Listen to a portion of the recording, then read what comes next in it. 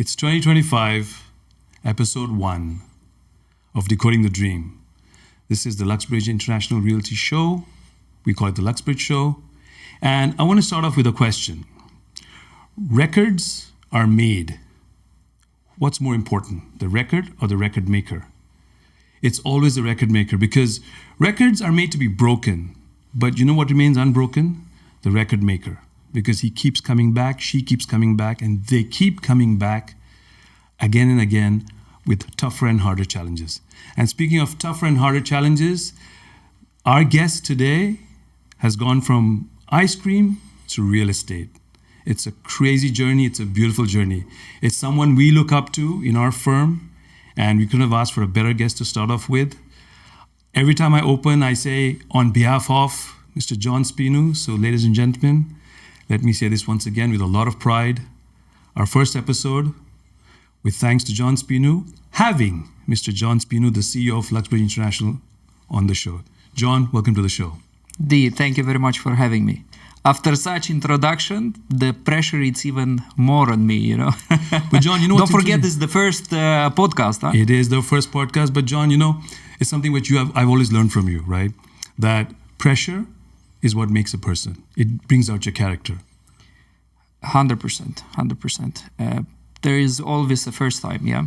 So here I am today. Here you are, first time, taking the plunge, episode 1. I'm going to start off a little bit from the beginning. What was 14, 15, 16-year-old John thinking? What was his dream back in Moldova? And how did the ice cream experience happen? Tell us about that. Oh, that's a very long story, but what to start with? So first, you need to put a little bit of perspective. So I'm coming from Moldova. It's I don't know, you still call it third world country, I believe, until today. So the education, the school system, it's completely different. So at 15 years old, what was my dream? My dream was to graduate high school and get into a good university. That was my dream. Getting into a university, what was my dream? Make my parents proud and graduate university and having a diploma. So did I really think very far in terms of career, in terms of how much money I want to make? No. Again, I put the blame not necessarily on the, let's say, on the system. It's on me because internet was there at that time. You could have dream as big as you want, but because of, you know, the entourage, because of the, you know, the situation I was in, no big dream at that time, I'm telling you, until actually I came to Dubai.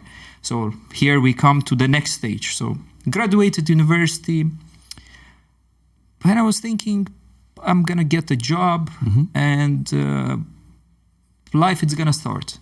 I wanted to buy an apartment, and my mom said, look, I will give you the money for the apartment, but you need to contribute, okay? You need to get 10,000 euro and I will pay the rest. And then I will, again, the dream was if you have an apartment in Moldova and you have a job, you are settled. Sorry. So by coincidence, on one road in Chisinau, in the capital, I see a lot of people standing in a queue. I go there, guys, what's happening here? He said, there is an interview for Dubai. Didn't know much about Dubai. I went home that night, YouTube, searching about Dubai, because to me, Dubai was, you know, everyone is covered, camels and desert. I went back home, I researched about Dubai. The next day, I'm staying there in the queue. And there was a Dubai company, Al Shaya. They were hiring for Dubai. I went for the interview. I got hired in the first day. What was the job? It was I was selling ice cream. So it was food and beverage. My first job was with Pinkberry, Mall of the Emirates. We opened the first shop of Pinkberry in UAE. So plan was, okay, what can happen? Salary was like $1,000 or less. Okay, what can happen? I will go there for 1 year. I was thinking $200, $300 I will spend, $700 I will save. Here you go, $10,000 in a year. I'll go back home and easy. Very easy, very achievable. I go back home and then I start my career, you know, because I graduated. I'm an economist. I will start my career in Moldova. 1 year flight very fast. of course, I've been very fortunate. I've been promoted, to a supervisor, then a manager. But anyway, after 1 year of working in selling ice cream, went back home with $2,000. That was the savings that I had, $2,000. Came back again after 1 year. I came back. I was like, okay, what's next? What shall I do? I came back and I start challenging myself. Right. And I start changing jobs. After ice cream, I moved to selling suits. Paul Smith, Mall of the Emirates. After selling suits, I moved to selling shoes in Dubai Mall, Level Shoe District.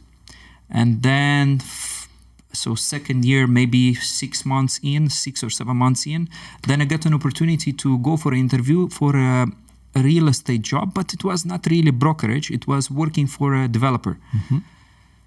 Quite a developer, boutique developer in Palm. I was thinking, you know what, it's not bad.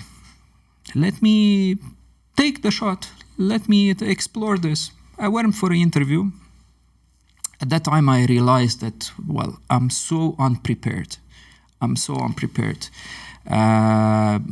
Real estate is a much bigger game than what I was at that time. I was like, that's no way that the guy will hire me. There is no way that he will give me a job. Actually, I got the job. So I worked for a developer for about 6 months. Then the sales director who was working for developer, he opened his real estate brokerage, and I moved from developer, I moved to brokerage. And since that time, here I am. I'm into real estate, and I can't see myself doing something else. That's amazing. What a journey. I'm going to ask you a question. Now, you said something very interesting, that you constantly challenged yourself. In fact, even now, sitting on this chair was something not that you had planned, but you challenged yourself. You brought yourself to it. For a newcomer in real estate or in any walk of life, why is challenging yourself and coming out of your comfort zone so important? That's the only way for you to grow. The moment you are too comfortable, you know you are not growing. You need to move. Being it, real estate or any other job, you should always be challenged, because that's when you become great. The same like when you go to gym. So if you go to gym and you do a few push-ups and then you go home, I'm sorry, but better just go do some cardio, do some running. If you really want to grow the muscle, it needs to pain, it needs to hurt. That's the easiest analogy. That's a great analogy. Pain. So pain, according to you, leads to growth. No pain, no gain. No pain, no gain. How do you recover from a setback? Like, real estate is full of rejection. There's 99% rejection is what people say. How do you advise your team to recover from setback from your own experience? Can you give us a story of how you came back from a setback? Look, first, don't take things too personal. Second, just understand that real estate is a very challenging game. It's a very difficult business. If it was easier, there will be less money. Okay? Now, everyone loves the money that is in real estate. No one loves the challenge. What I always recommend is just take a step back, try to learn a lesson from whatever happened, and move forward. To give you an example, and be persistent, okay? To give an example, I'll give an example. So let's say, for example, a few months back, maybe 6 months back, I was working on a deal. I was selling a hotel, 350 million, amazing deal. For 2 months, I didn't answer calls. I was fully invested in this, meetings after meetings and so on, with a client whom I thought that, he's, let's say, it's a friend, a client who became a friend. We didn't have any agreement, anything in writing. At the moment where we reached to closing the deal, the guy came and said, okay, how much is your fee? I said, normal, 2%. He said, no, that's too much. It's not going to happen. I'm going to give you $100,000. I said, sorry, but that doesn't work. Anyway, the deal didn't go. But what did I learn from this? That try at all the time to have control. Try to put everything in writing so that at no point there will be a frustration or a disappointment for you or for the client. Very interesting. Frustration and disappointment. Right? Now, you've given a great example, 350 million. right? It's a huge amount of money. A lot of frustration, a lot of disappointment. But next morning, you woke up, you came to work, you put on your suit, you put on your face. How do you do that on the daily? What do you tell yourself? That's just a part of the game. That's just a part of the game. You need to understand that you can't really take things for granted. Nothing is easy in this life. And of course, that what really helps is try to do some exercise. So being in a good fit physical state, yeah. It helps a lot with your mind. So at any time I feel down, what do? I hit the gym. Interesting. No one's ever said that on the podcast. Yes. So you work yourself out, you work out the energy, you work out the negativity. Negative people. There's a lot of negative people, John. Okay, everybody's going to come and tell us this is not possible. There are maybe 100 reasons not to do something and 100 reasons why it can't get done. How do you block out the negativity? Well, that happens a lot. You just need to observe, you need to notice it, and you need to stop it.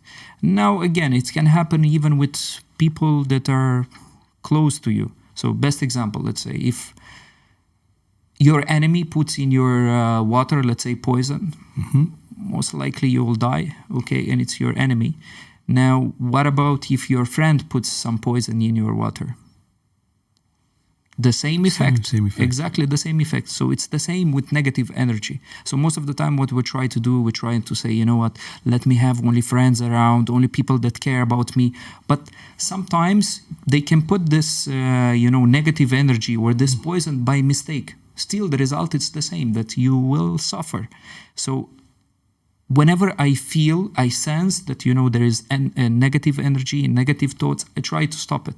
Even being it, let's say, my partner or my wife, I tell her, look, this is not constructive for me. I prefer to not have this discussion than to continue it. And I try to block it, because otherwise there is no way that you can thrive in this industry or in 2025 if you don't filter what comes to your mind. That's very important. Interesting. Now, if you meet somebody in a meeting who's exuding a lot of negative energy, right? Now, this business is all about meeting people. You always keep talking about that.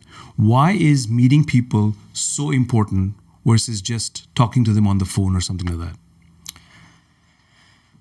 Meeting people, now negative or positive, it's to me it's very important, because whenever you are on the phone, again, you have only the words and the tone of voice. Whenever you are meeting someone, your chances increase like a lot. To give you some numbers, it increases by 52% your chances of having a relationship or having a transaction or moving to a next stage. So meeting people, it's very important, because only when someone meets, he can actually feel that you care about him or not. You have more chances of closing a deal when you met the guy than just being on the phone. So you always say meeting primarily, talking is just for on the phone is just to connect, to say that let's go and meet up. Now, did this come naturally for you, or did you train yourself into meeting people? I think it came more naturally.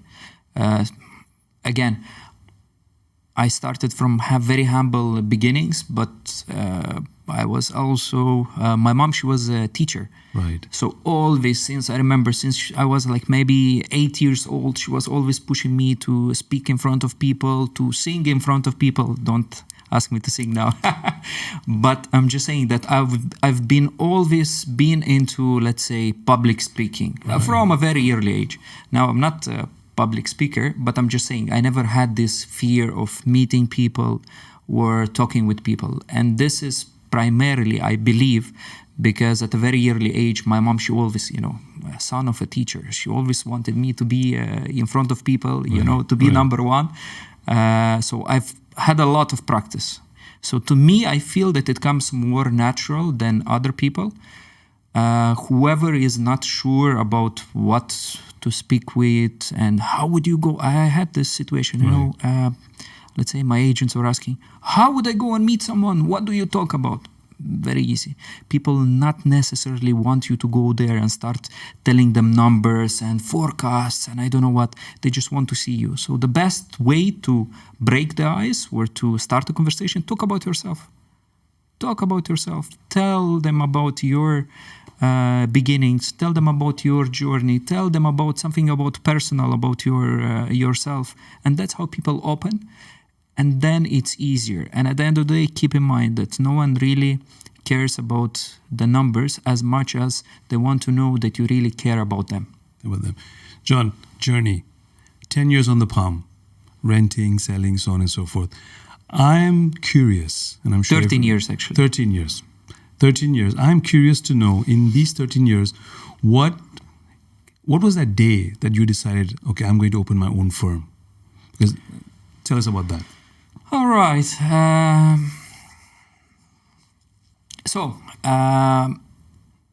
Problem of a poor people, or let's say poor mindset, is you always try to run for the money, okay? So money becomes your goal.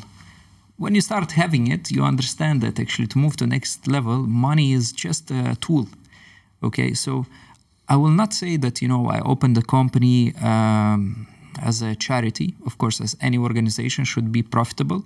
But the main reason why I really opened the company is I like to have a bigger impact on people's life. I want to change people's life. I've started from zero. I've started with zero experience, no money, and I want to give this opportunity to other people as well. So whoever joins me, like whenever I look at, let's say, as a new candidate, I want to see first the drive in him. I want to see that he wants to do it. The rest, the skills, it's all learnable. So whenever someone tells you that, sales, it's either you are born with it or you are not. No, it's all learnable. So when I decided, it was probably like a few years back, actually earlier than when I opened my company. It took me some thinking. But yeah, the primary reason why I decided to open a company is because I want to have a bigger impact on people's life. I want to help people. Is this why, because I've observing you from over the years, is this why you always give a newcomer, someone, a fresher in the business, a chance? Because most probably people don't do that, because if they think only from a business point of view, why would you give a newcomer a chance? But you, on the other hand, have a different philosophy. Whenever you see someone new in the business, you're more than willing to give them a chance to train them and get them ready. What brings that feeling in you to give a person a chance? First, maybe I try to see myself in them. Okay, that's the one reason. Second, sometimes it's easier to train someone who has zero experience than to try to make someone unlearn, someone who has experience, but it's not necessarily the right experience. Okay, so that's the main reason. Now, does it take longer to train a fresher than someone who is in the market for some time? Yeah, usually it takes longer. But also, if it succeeds, it can, it's a much bigger impact. Because to me, again, it's not necessarily how much you made. So someone, let's say, for example, can make 2 million per year. Someone can make 10 million per year.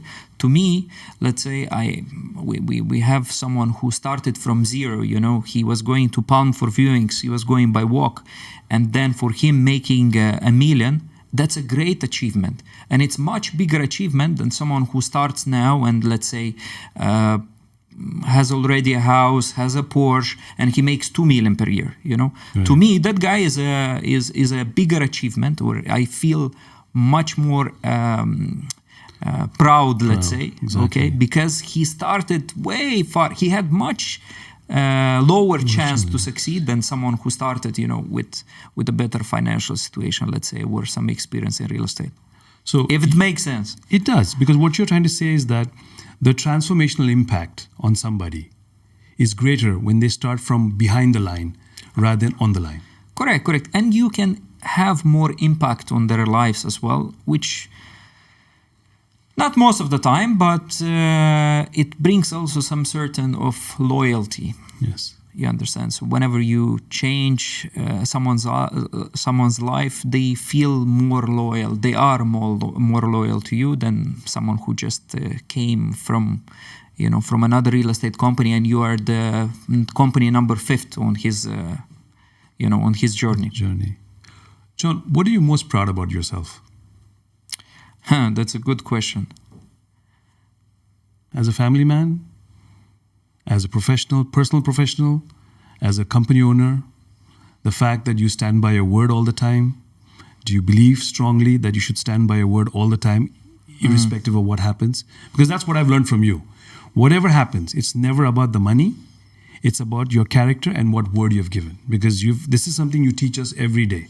Once you give your word to somebody, you stand by it, period.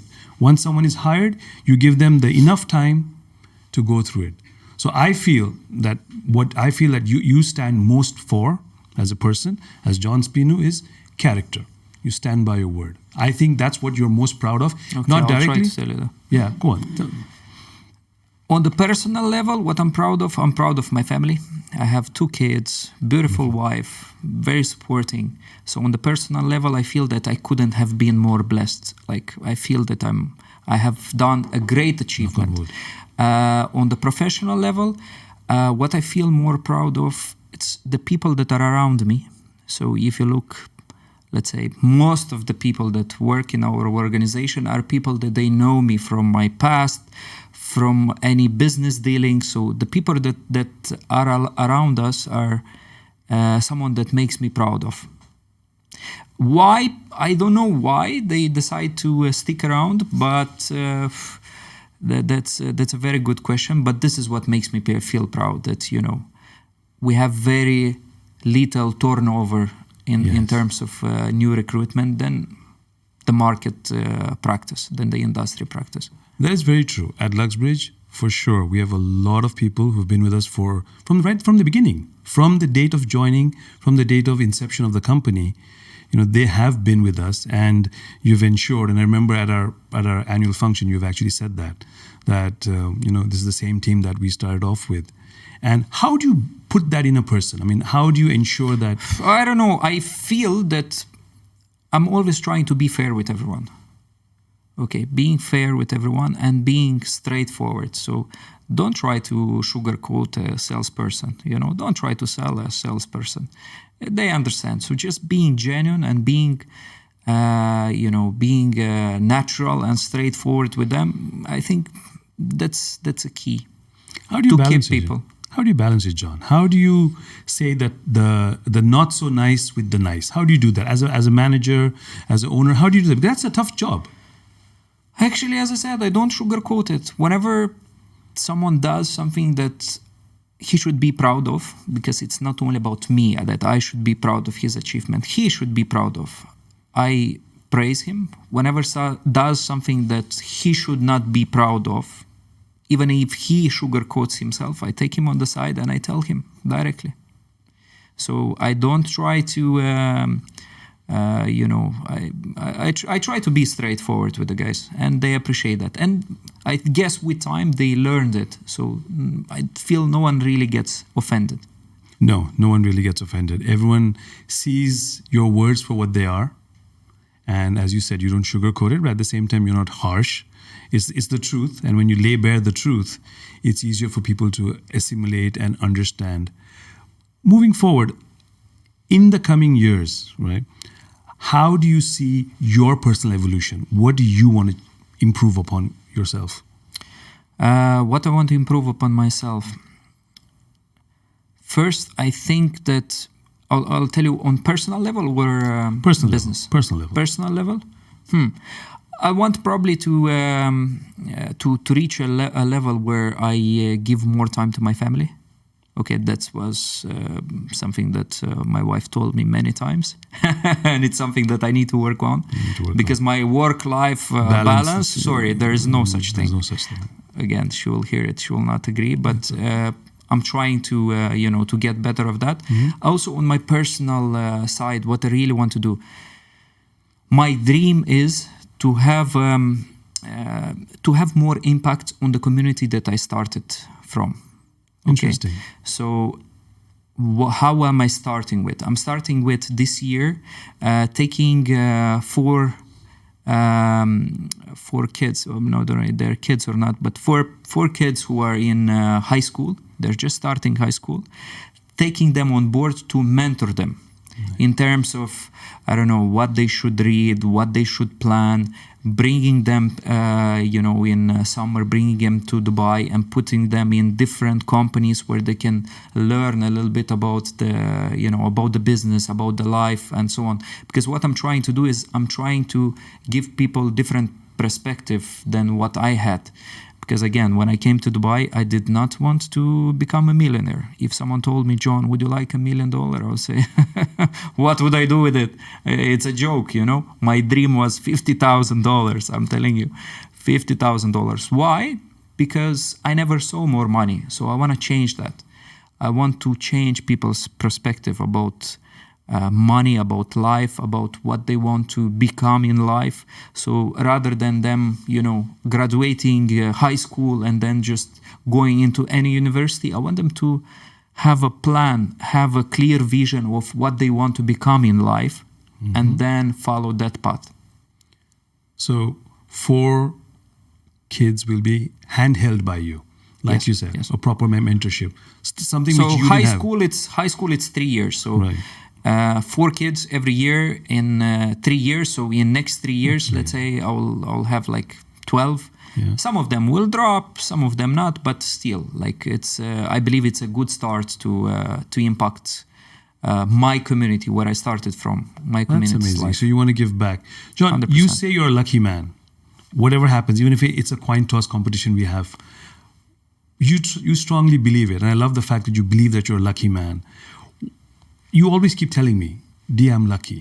Okay, I've had a lot of blessings along the way. Tell us about a few blessings that you've had along the way, where you felt that you were lucky. You didn't deserve it, but you got lucky. I feel that whatever I do, I'm always lucky. Okay, and that's the attitude that I try, to imply on people that are around me as well. Because whenever you start with the mindset or attitude that definitely it will work out, actually you have more chances. Now, to give you best example, how am I lucky? Again, even take how I started into real estate. Was I supposed to pass the interview and actually someone give me a chance? I don't think so. I was so far. I was not really prepared. Okay, I was not prepared, but I was lucky. I got the job. Again, even when I started, I remember my first deals. I was wearing not a suit even. I had a jacket, which was a black jacket. That's what I could afford. And because of too much washing, it was yellowish already. I remember until now. I went for an interview. I went for a viewing with an Italian gentleman. The guy, he felt that this guy is genuine. He knows the project. He knows the area. But he saw that I'm at my beginnings. You know what he said? He said, John, you started, I feel like I see in you very much myself when I came to Dubai. I started also from nothing. I had only $1 million. I didn't start it from $1 million. I came to Dubai Only with 1 million. 2,000. Yes. What I want to tell you, how I feel lucky. So he said, you know what? I want you to make money from me. I will buy from you. Okay. He bought from me 4 apartments. Wow. Yes. Was I the best agent? No, but he felt that the guy is genuine and he really maybe wanted to help. I don't know. But I can give you examples like this a lot. But again, what am I lucky with? The best thing that I can be proud of is the people that are around me. I've been blessed with very good people, starting with, my experience in real estate. My boss at that time, I've learned a lot from him. So I became whom I am today because of the lessons that I got from him. So anything, personal, business-wise, always I've been blessed and I've been the luckiest. You have a lot of gratitude. Every time we speak to you at work or whatever, you have a wonderful knack of celebrating the small wins also. It doesn't matter. It doesn't have to be a $1 million dirham deal. any win for you is a cause for celebration. People don't think that way. They only wait for the big wins. But you celebrate everything, every small step. How did you go about developing this in you? Why is it important for you? It's not only important for me, it should be important for anyone.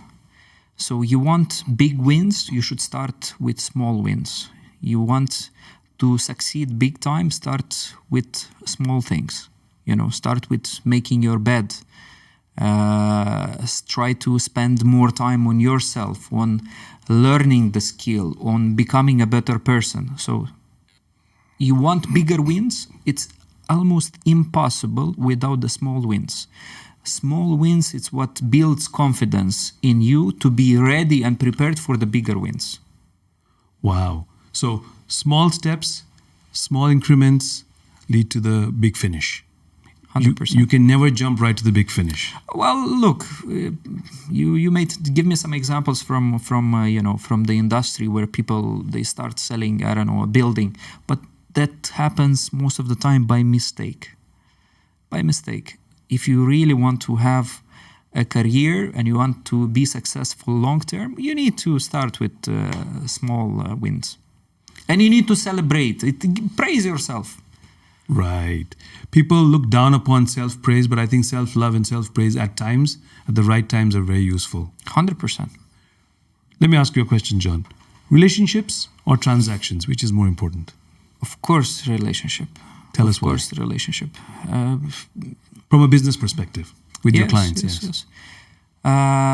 Look, transaction, I see this a lot of times into off-plan. Okay, there is, now what is it, 40,000 agents and 80,000 total. If you take the non-licensed, everyone is a real estate agent.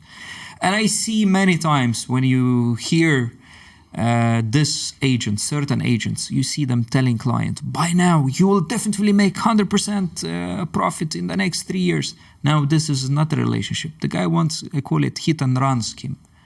He wants a transaction. He wants to get a commission and move back to wherever he is from. Where if you really want to have a career and you want to be successful long term, I always value relationships, because relationships, it's when the guy gives you his brother, mother, father, his neighbors, and so on. So you will close much more business from referrals than if you're just, aiming the transaction. It's very interesting you say this, because every CEO, and shout out to Mr. Farouk Saeed also, who's the CEO of Springfield, he said the same thing. He says, referrals, this is a very important topic, referrals bring you more business, and they bring you more solid business. You've worked primarily for 13 years, a lot of it on your referrals. How do they keep coming back to you? And what is the magic that brings them back? Again, make sure that you give them the best service. Make sure that they see and you actually care about their investment, about whatever they are buying. And it's natural. It will it will keep coming back. And again, for me, maybe I feel, lucky because I speak Russian as well. So a lot of Russian people were people who are not from Russia, but they are Russian speaking. They're very loyal. They're very, very loyal in general. Like Eastern European people, they're very loyal. Of course, that I hope that not just because I speak the language, but because I'm able to deliver them exactly the result that they need. But yeah. John, everybody says that, we're in 2025. It's a crowded industry. There's 40,000, 80,000 agents. It's always hard to get in. But that was a story even years back when you started, right? But how did you not worry about that? You had single-minded focus that, okay, I'm going to get into real estate. I really don't bother about how many people there are. I'm just going to stick to my lane. I'm going to focus on that. So what advice would you give to a starter now if he's getting into the real estate business and he's worried about so many agents? Look, at the time I didn't know. Okay, so sometimes not knowing how many agents, how big is the competition, it's maybe better. But in general, one thing that a beginner, let's say, or a new joiner should have, or even someone that was in the industry before, you should be able to adapt very fast. Because the market, it moves very fast and it's completely different than 10 years ago. And I will tell you that definitely now, if you want to start real estate, it's easier than what is going to be in the next 5 to 10 years. Okay. Now, the key to succeed is to be very easy adaptable to the situation, to the market. Because I will give you an example. Like, I've seen people who were in real estate before me. So in 2014, I remember a guy, Mazen, he joined us and he was in real estate in 2007. Now, in 2014, it was again, the real estate was booming. Everyone was closing right and left. He came to me, he said, after 6 months, he said, John, look, I don't know how, but the market changed a lot. He said, I used to sell in 2007 full floors and buildings. Now, the market is so challenging, so competitive. To give an example, in 2007, it's like, again, analogy. If you want to drink a water, the water is next to you. Just pick it and drink it. Now, it's like I need to go on the top of Burj Khalifa. This was 2014. Now, he couldn't adapt. Okay, he moved back to his country. But again, this is for you to tell you that now, definitely it's easier than what is going to be in 5 years. And whoever started 10 years ago, it's easier than now. So the point is, and your learning and your feedback is, don't worry too much about the noise around you, right? It's always going to be easier now, then it's going to be easier in the future. Just pick up where you are at. Sure. And don't try to compare yourself with other agents. Or with other people. Nice. Try to understand that you are here to prove the best version of yourself to yourself. You're not here to prove anything to anyone. You're just here to make the best that you can with what you have at the moment. Okay, so this is the first step that you should keep in mind. How do you do that? That is such a good point you've made. Don't compare, because John, we all grew up being compared, right? I mean, you, me, everyone. We all grew up being compared. He's better. Why can't you do it when he's doing it or she's doing it? How do you tell yourself that you are doing fine or you should be doing better? How do you be self-critical at the same time without comparing yourself to others? Because it gets you negative. How do you do that? First, you should be humble. You should understand that everyone started from a different background. Everyone started with different resources.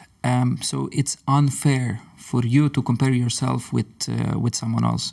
But at the same time, you should be critical of yourself if you feel that you have not done the best of your ability. And what you should actually track is progress. You should look that you are progressing. If you are just starting real estate now, don't think about the commission. Don't think about the how many deals you are closing and so on. Just look about the relationship that you can build, and it should be action focused. It's all about how many meetings you have, how many contacts you got, how many meaningful conversation. Money will come. Don't try to chase money. Chase a relationship, and the money will flow later on. So money is not important in the beginning. Money, it is very important, but don't try to make it your primary goal. You should rather focus on relationships. So you should be purely action-oriented. Okay. That's what I tell everyone whenever they start. Guys, what I expect from you is to be action-oriented. I want to see the number of calls, the number of meetings. Don't try to compare yourself and get depressed that you didn't close something this month. No, if you have this attitude, don't start. Later on, whenever you have the relationship, that's when we look at, how many transactions you close, and we are trying to look at the result. John, give me a story about your early days. When you used to pick up the phone, you would show up in the morning at 9 o'clock, because I know you're an 8 o'clock, 9 o'clock person all the time. You show up at 9 o'clock. Give me a rundown of your day as a real estate agent back then, not as the owner now, but as real estate. What was your day like? Look, in the beginning, it was, again, the lows were slightly different. Maybe I had, again, more advantage, or I was more lucky. But it was all about the calls, which everyone hates, by the way. So everyone hates cold calling people. But you cannot succeed if you don't do it. So at that time, it was all about the calls. People that I met for reviewing, people that I met in the reception, all of them. I need to call them and make sure that I keep in touch with them every month at least 2 times. And I remember until now, like if I do 100 calls, that's a bad day. My manager will come and say, how many calls? And now I know that 100 is bad. I was like, oh, I did 200. Show me your phone. So it reached to that level. So I could not avoid it. I could not skip it. Yeah. And the more you do it, the better you become at it. The better you become, it starts getting more natural. And people from the side, they will say, wow, you're so good at it. It's actually more experience. So you're an overnight success after 13 years of hard work. 100%. Right? There is never, a shortcut, no. Right. It's always hard work, consistency and persistence. Consistency, persistence, hard work. The analogy of the gym applies over here. So it's very nice to see, you're all here. You got a great family life, you got a great suit on, you got a great company. But it's very interesting when you go into your real background and you realize that you started off where everyone is starting off now. Pick up the phone, call the people, fix an appointment, and keep doing it repetitively. But John... Now again, whenever, I don't want people to interpret this wrongly. It's not pick up the phone and get the calls that I'm getting every day, Hi, would you like to rent? Would you like to sell? I'm sorry, this is... now you can put AI to do this. Exactly. That's not how you build a relation, okay? That's not how you build your relation. Try to be different. Try to bring value to whoever you are speaking with. Otherwise... It's 80,000 agents. Competition is so high. And most of the time you are speaking with whom? Let's say you're speaking with investors. They have 5, 6, 10 properties. Their time is very valuable. So why would someone give you 30 seconds of their time? No, you should make sense to them. You should talk value. You should know what you are talking about. That's why I prefer that, whenever someone starts in real estate, they start with an area. If it's for secondary market, they start with an area where they know everything about it. Whenever you are speaking with the owner, you should always know more about him, more than him about the area. Most of the time, unfortunately, as I said, with the new joiners, it's exactly the opposite. They will call an owner who knows more than them, and then they will lose that relationship, basically. And get embarrassed, basically. 100%. Right? He won't give you a second chance after that. There is no second chance. There are no second chances. Real estate is a very tough game. You have one chance. If you miss it, very hard to come back from it.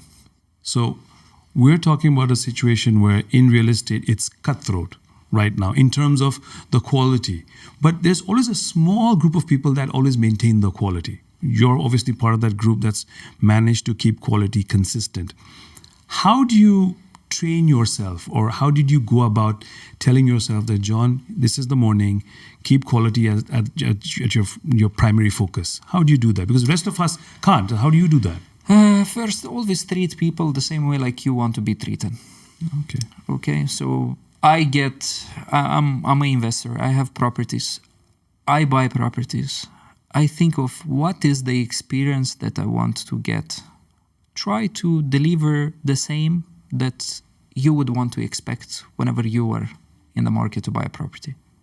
That's interesting you use the word experience, because our previous guest last year, Cameron Hutchinson, shout out to Cameron, he said the same thing. He says a premium experience. When I pick up the phone and say hello to somebody on the other line, I want to have a premium experience. I have seen this live with you because I've had the privilege to work with you for such a long time, that I have seen that people who work with you once will only work with you.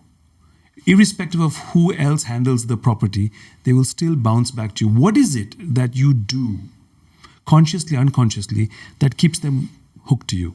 What is that premium experience you give? Well, unconsciously, I don't know, but consciously, I try to make it about them. Okay. Make it about them.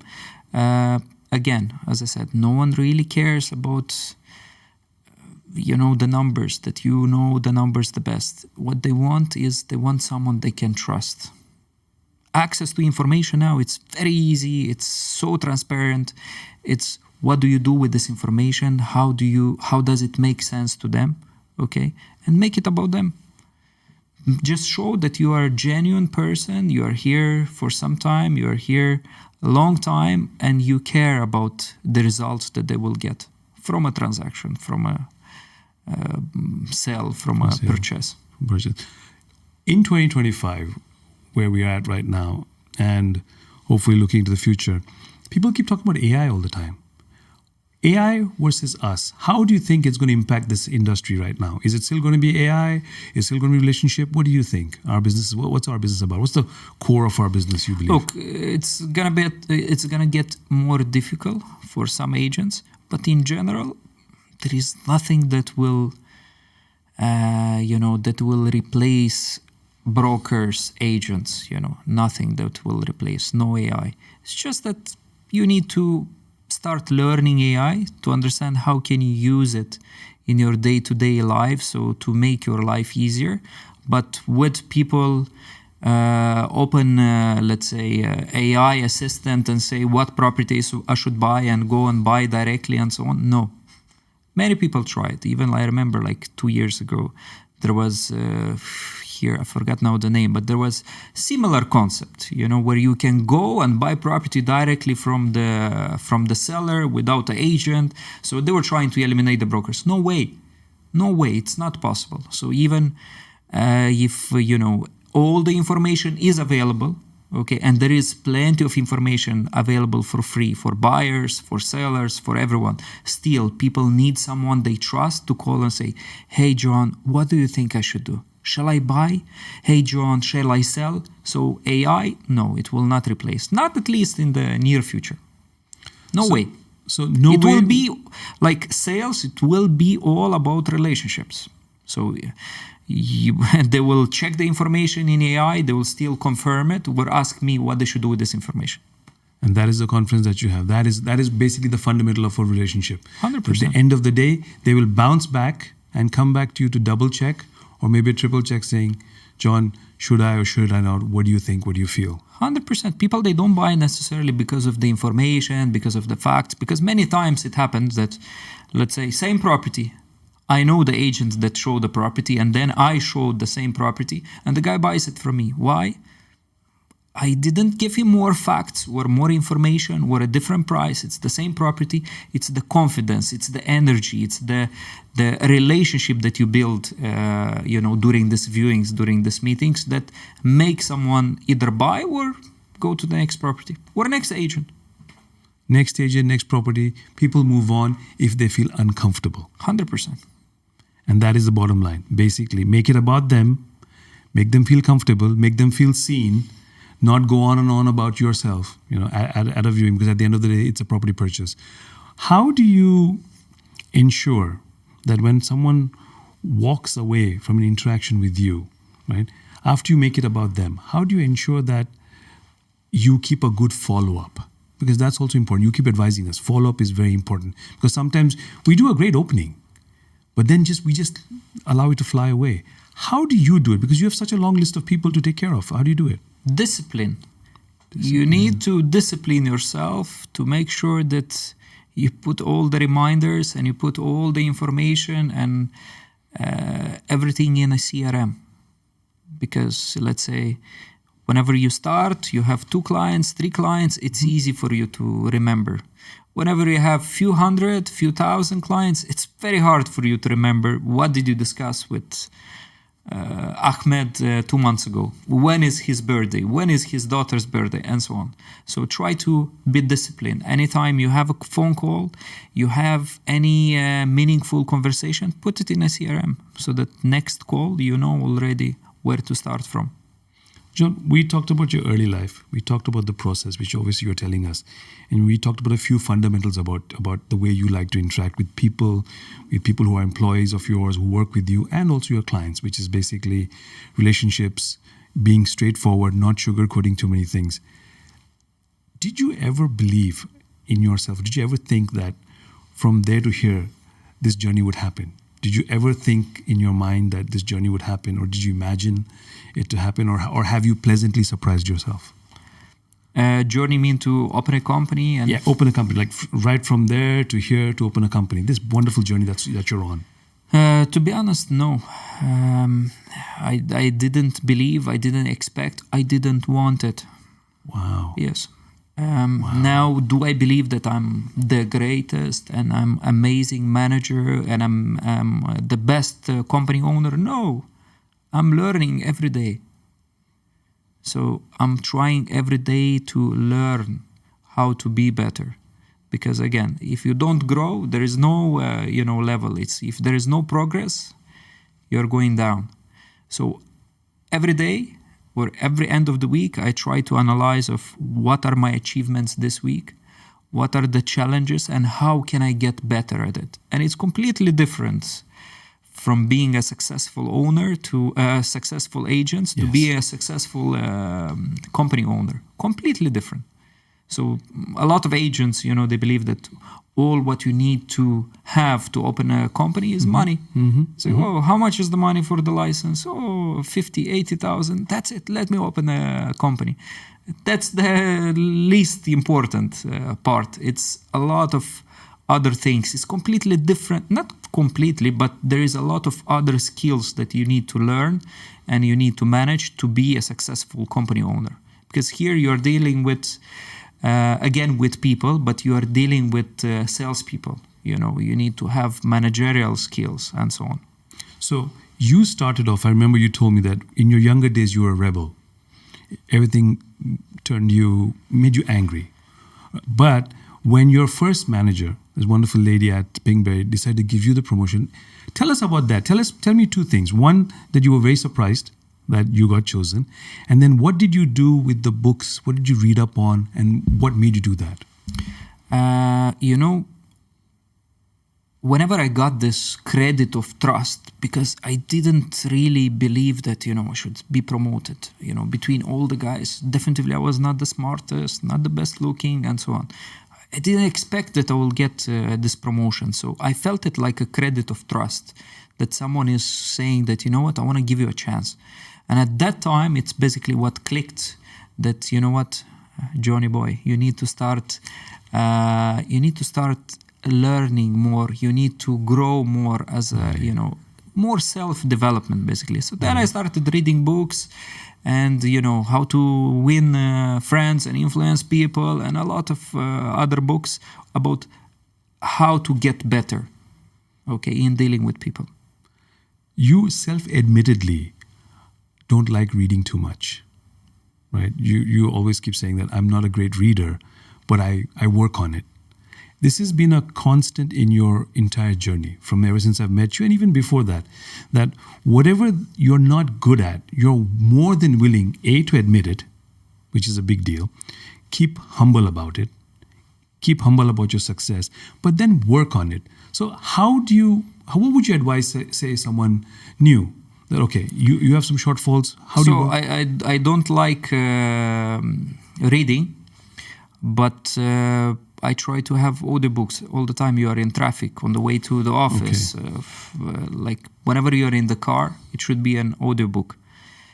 Then whenever you hear something that you really like, it really makes sense, what do? You go and, by the way, any book that I listen to it, I have it. So I try to have a library at home and I have all the books. What do? Whenever you hear a quote, you hear a line that you really like, have your notebook, which for me it's like my Bible, where I write everything there. Write it down. And then whenever you feel like, you need to go over it, you open your Bible, you open your notebook, and you can see all these quotes that, let's say, change your mind, or it opens some different ideas for you. You at all the time you have it in a notebook. So write it down. Write it down. And then, of course, there is books that you read it first time, or you listen to it first time, but then you realize that it didn't really stick. Then some books you will have to read, because it's different kind of memory. You auditive, but you need to visualize. You need to read it. It's a different kind of memory. So sometimes you need to force yourself if you really want to pick up a skill where you want to get better into something. So doing something that's unnatural to you, but you do it so often that becomes natural. 100%. That's discipline. And you're a firm believer in that. You're also a firm believer about writing it down. all the time, writing it down. Why is writing down so important for anybody, especially for a newcomer? Why it's more important? Because at any point you need to understand how far you've gone, where did you start from, so it's easier for you to measure your progress if you write it down. So that's what I tell everyone. Don't try to be shy of where are you at the moment. Write down everything. Write down your financial situation, your personal relation situation, write down everything. Because it's much easier to know where you are going if you write it down where you start from, okay? And it's easier to measure. Quick question. Currently you're living in the Springs, yes? Yeah. When you first came, did you go through the routine of living in a shared apartment and so on and so forth? Was it that tough? Yes, of course. I mean, my salary, the first salary when I came to Dubai was 3,300 dirhams. Which year was this? 2010, 2009, 2010, yeah. 3,300 dirhams. I thought that, I'll spend $200, $300 and the rest I will save. When I came here and I realized that there is no way I can have an apartment with this money. So yes, I started with renting a room. And then I moved to renting a studio, renting an apartment, and later on buying my first property. Wow. So once again, for anybody who's watching and listening, everybody starts humble, and humble is different for every person. As you correctly said earlier on, it depends on where the man's journey starts or the lady's journey starts. Earlier on, it was a non-rental, it was a rental apartment, then you went and bought your own places, and obviously you started small. And then you expanded. But each time, what is very, very observable in your journey is that you never let it remain status quo. You always challenged. You always kept asking questions. And even of your ex-boss also, you always kept asking him, teach me, teach me, teach me. How do you bring yourself to ask someone to teach you? Because sometimes it's embarrassing to say, I don't know something. That's the wrong mindset. Okay. That's for sure the wrong mindset. Trust me, successful people, they like giving advices.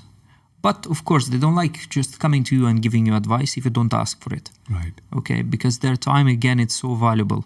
But at any point, you go to anyone that is more successful than you, or it's someone that you would like to be one day, you go and you tell him about your struggles, you ask for advice. Most of them, 90% of them, they will actually be genuine and tell you and give you advice.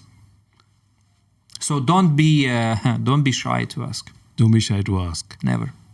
John, let's suppose we change places. Now you're in my place taking the interview of the podcast. Who are the 3 people or 2 people, living or dead, you would like to have on the chair and ask questions with? People who you looked up to, who you read about. It could be anyone. Who are your heroes? Someone that I'm really I got a lot of motivation and I've learned a lot from its book. It's Dale Carnegie. Dale Carnegie. Yes. Then from the ones which are alive now, probably Elon Musk. Elon Musk. Yeah, he is really successful, really good at what he's doing. And he's not normal, I've heard this differently. I've heard this many times. They say, great people, they are not normal.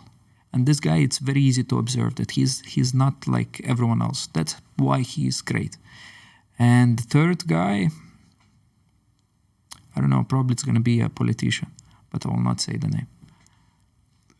Jim Rohn. You like Jim Rohn a lot. Yeah, I love it. Jim Rohn is the father of all these motivational speakers, which they are great, Tony Robbins and you name it. Exactly. The father, where they got OG. The OG, where they got really influenced from, Jim Rohn. There's plenty of audiobooks, and he has some books, not the greatest books, but the audiobooks, the materials that he has, it's amazing. It's amazing. He's the father of any influential or any motivational speakers that we have these days. That's amazing. John, from selling ice cream to coming to a foreign country to getting your first job in the 3,000, 4,000 salary range, having a dream but not really knowing how to expand on it. But then taking a risk every time, backing yourself. I'm just repeating your journey back to you. You backed yourself. Nobody supported you except the man in the mirror, which was you. You backed yourself. You took risks. You're very grateful for all the blessings that you got. A lot of times you said you got lucky. I think it's blessings also. And then you went on to become a broker. And you've been a broker for a better part of the decade, 10 to 11 years. And then something clicked, an aha moment. And then you started your firm. It was a give and take. You took a lot from the business, so you started giving back to the business. You believe in transformational impacts. That's your managerial style, very transformational. You say it the way you see it. And you have moved a lot of lives forward along with yours. You have this, I believe you have this saying within yourself, I would like to call it that, no one gets left behind. When you're on the journey with John, no one gets left behind. I love to believe that. That's the purpose anyway why I started the company. I try to change people's life. I try to influence them in a good way, where again everyone achieves the best of his potential. That's amazing. I don't try to measure it, just comparing them to each exactly, other. Yeah. No, it's where did you start from? How much progress you have. Great. So it's never about comparison. It's about you from yesterday to you from tomorrow. 100%. And we look forward to seeing you back on our show again, to see how much you have moved in your tomorrows. Thank you so much for joining us. Thank you so much for being guest number 1 for 2025. On behalf of John Spinu and everyone at the Luxbridge Show, thank you for decoding the dream for us, and thank you for having us on. Indeed, thank you very much. I think you are doing a great job. Thank you so much. Again, in a way, it's giving back, because the purpose of this podcast is to try to impact other people's life in a positive way, where they can see that everything is possible. Okay. And congratulations on this. And of course, congratulations on getting me on a podcast. I'm so not comfortable now, I don't like cameras. And which is wrong, but I'm trying to change. Okay, I'm trying to adapt. It's a new experience. It's a new experience, 100%. And we see that now people they want to they want to go online. It's very important. So thank you for having me. And this is my first podcast. Hopefully not the last one. Definitely. And not I the promise last one. that I will 100% bigger and keep better. on posting more videos from now on. Absolutely right. Thank you everyone for joining us. You've heard it straight from the horse's mouth. The man himself has spoken. You can understand how to move from discomfort to comfort to further discomfort to success. That's what it's all about. You have to come out of your uncomfortable zone and move out of your comfort zone. Thank you so much for joining us. Have a good evening. Thank you. Thank you, Dean. Thank you so much.